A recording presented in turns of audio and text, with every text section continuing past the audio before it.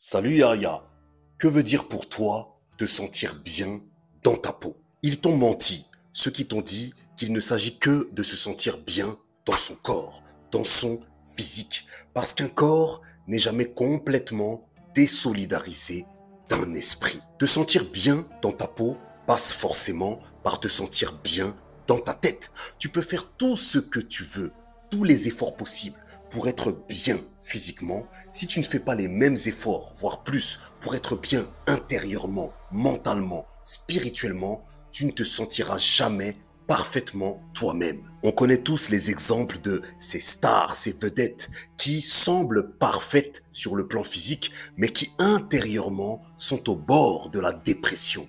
Et elles le disent lors d'interviews, lors de confessions, que ça ne va pas du tout. Il y a donc 3 stratégies. Une qui concerne ton corps, une qui concerne ton esprit et une qui concerne tes activités. Et les 3 stratégies doivent fonctionner ensemble, doivent marcher en équipe pour que tu puisses te sentir bien dans ta peau et que tu puisses avoir une vie à la hauteur de tes vraies capacités. Voici les 3 stratégies pour te sentir bien dans ta peau. Comme d'habitude, je t'invite à t'abonner si ce n'est pas déjà le cas. Entre dans la Yaya Family. N'aie pas peur, active la cloche car la motivation, le dev perso 2.0, c'est chaque semaine sur ma chaîne YouTube. C'est parti.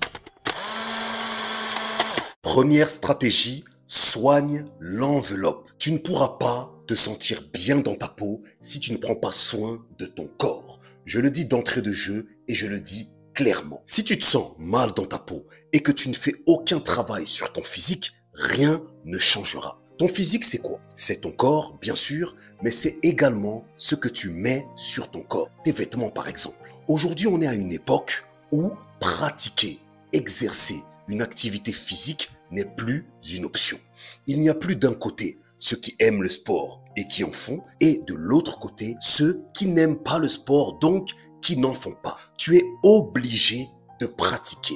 Tu choisiras l'activité que tu veux, mais tu dois choisir une activité physique régulière. Et j'ai une bonne raison. En pratiquant une activité physique, tu vas te rendre compte d'une chose qui est très simple, mais qui est également très puissante. Tu vas te rendre compte que tu es capable. Tu es capable de commencer un projet, de t'investir dans ce projet et surtout de progresser dans ce projet. Et c'est ça qui va fortifier ton estime, ta confiance en toi. Ainsi, dans toutes les autres dimensions de ta vie, tu vas réaliser que le mécanisme du progrès est exactement le même. Je m'engage dans une activité, dans un projet. Je m'y mets sérieusement, je m'y mets régulièrement, donc je progresse. Ça marche pour tout. Pour une relation, pour un projet professionnel, pour la vie intérieure, pour tout dans la vie. Que tu fasses de la marche, de la course, du fitness, de la danse, du foot, que tu le fasses 1 fois,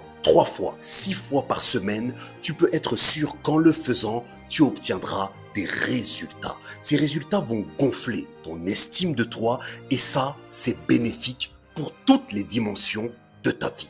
Deuxième stratégie, soigne le moteur. Il y a quelques années, j'avais une voiture que j'aimais énormément. Je la trouvais trop belle extérieurement. Elle avait tout ce que j'aimais. Le problème, c'est qu'elle était bourrée de problèmes mécaniques. Et quand j'étais à l'arrêt, ça ne se voyait pas. Ça ne se voyait qu'à partir du moment où je démarrais la voiture. Des voyants, des bruits, rien de bon. Pour moi, c'est exactement pareil quand tu mets le paquet pour avoir ton physique idéal, mais que tu oublies par la même occasion de soigner ton esprit. Tu verras que dans ton quotidien, pendant que tu roules, tu auras souvent des coups de mou, des coups de désespoir, de déprime, de découragement, d'inquiétude, parce que tu as musclé les cuisses, les fessiers, le dos, les pecs, tout ce que on voit, mais tu as complètement oublié de muscler ce que l'on ne voit pas, l'esprit, le cœur, l'âme. Intérieurement, tu es beaucoup trop faible. Alors, j'ai un bon conseil pour toi. Au même titre que tu donnes une bonne nourriture à ton corps, tu vas devoir donner une bonne nourriture à ton esprit. Et l'esprit se nourrit principalement de 2 choses, des informations et des relations. Est-ce que tu pries? Est-ce que tu médites? Est-ce que tu lis? Est-ce que tu fréquentes des personnes inspirantes, motivante, encourageante, passionnante? Ce sont autant de questions que tu dois te poser.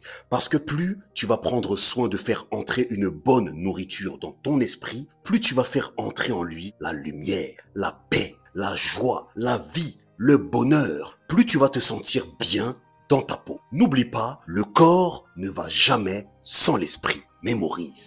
Troisième stratégie, soigne tes actions. Quand on était petit, on avait des passions. Certains aimaient les dinosaures, d'autres les voitures, les poupées. Et quand on savait qu'on allait pouvoir passer du temps à jouer avec ce qui nous passionne, on était tout heureux. La vie était belle, légère, on se sentait bien.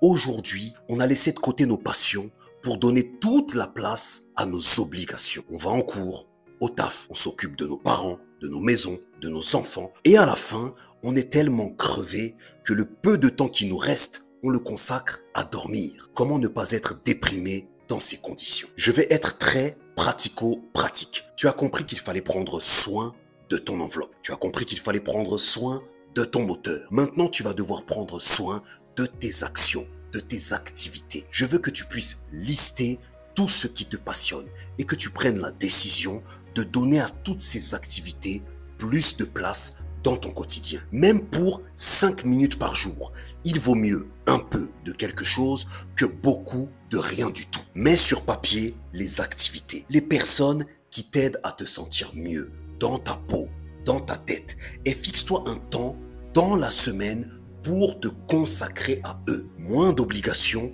plus de passion. Tu ne peux pas te sentir bien dans ta peau si tu ne consacres pas du temps à des activités qui sont pour toi source de joie, source de bonheur. Et je le répète, même si c'est uniquement pour 5 minutes par jour, tu as un cœur que tu as ouvert grand pour les autres. Il est temps de l'ouvrir grand pour toi. Mémorise. Ok, ma Yaya Family, c'est la fin pour aujourd'hui. Tu as bien compris les 3 stratégies que tu dois mettre en œuvre dès aujourd'hui pour te sentir bien dans ta peau. Premièrement, prends soin de l'enveloppe, de ton corps, grâce à l'activité physique. Tu as le droit de choisir celle que tu veux, alors choisis et pratique. Deuxièmement, prends soin du moteur, de la vie intérieure, de ce qui te drive, qui te conduit, ton âme, ton esprit, grâce à la prière, la méditation, la lecture. Nourris-toi de belles relations et de belles informations. Troisièmement, prends soin de tes actions, de tes activités. Plus d'activités passionnantes, moins d'activités de l'ordre de l'obligation. Plus de passion, moins d'obligation. Mémorise. Et n'oublie pas d'aller chercher dans la description de cette vidéo mes cadeaux, notamment mon e-book gratuit que je t'offre, les 7 questions qui changent ma vie. Abonne-toi ici sur YouTube et sur tous mes réseaux sociaux en tapant seulement PR le motivateur.